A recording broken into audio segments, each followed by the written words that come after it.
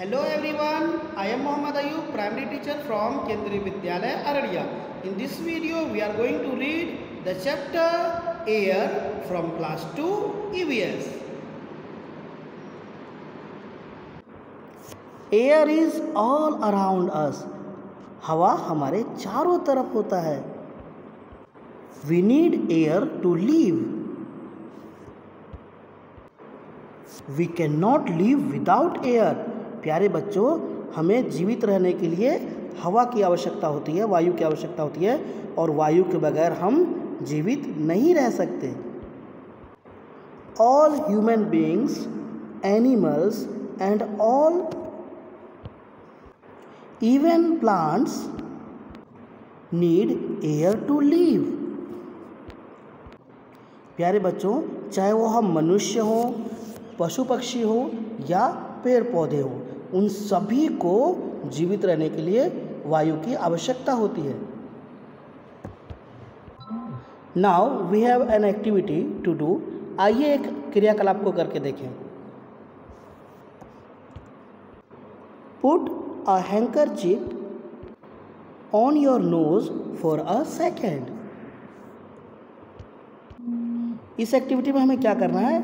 रुमाल को अपने नाक पर कुछ समय के लिए रखना है. How do you feel? आपको कैसा महसूस होगा? ऑफकोर्स सफोकेशन, यानी आपको घुटन महसूस होगा. You will feel choked. आप घुटन महसूस करेंगे. This shows that we can not live without air. इससे ये साबित हो जाता है कि हम वायु के बगैर जीवित नहीं रह सकते. Now we will discuss properties of air. Air has some special properties. हवा में कुछ विशेष गुण होते हैं. आइए उसे देख लेते हैं. Number 1, we can not see air.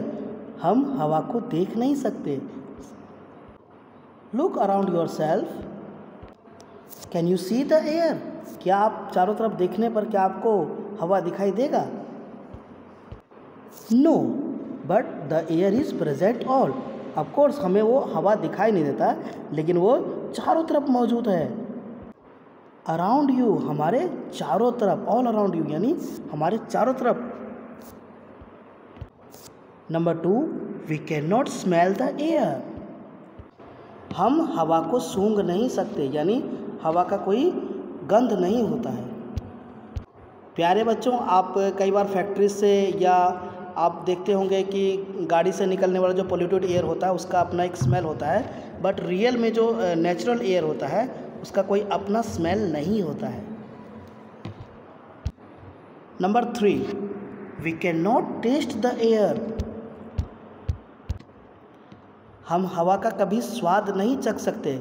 आप मुंह खोल के ताज़ा हवा ले सकते हैं, लेकिन आपको उसका कोई स्वाद नहीं मिलेगा.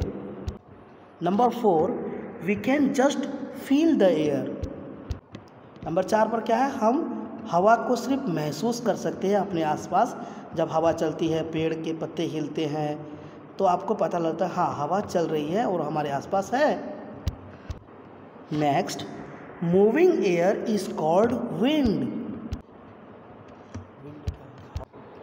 चलते हुए वायु को हम हवा कह सकते हैं. जैसे हम लोग किसी मैदान में खड़े हों और हमारे बॉडी को एक हवा का झोंका आकर के टच करता है, तो उसके क्या बोलते हैं कि ये विंड है. We need wind for flying kites. प्यारे बच्चों, हमें पतंग उड़ाने के लिए बहती हुई हवा का ज़रूरत पड़ता है. आप यहाँ देख सकते हैं कि बच्चे पतंग उड़ा रहे हैं, उनके हाथ में काइट है और वो लोग बहती हुई हवा में पतंग उड़ा करके एंजॉय कर रहे हैं. To rotate a wind mill.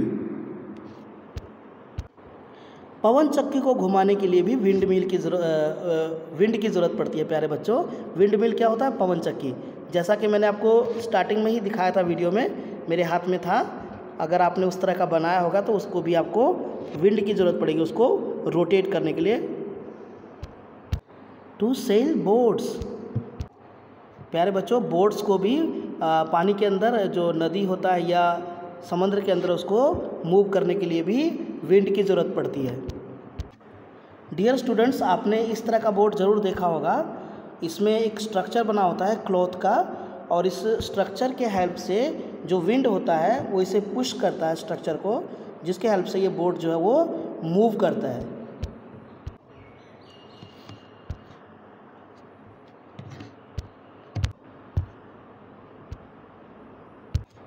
To dry up clothes etcetera.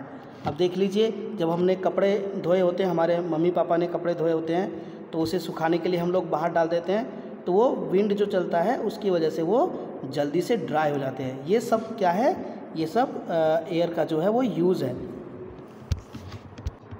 Next, wind moves at different speed at different times.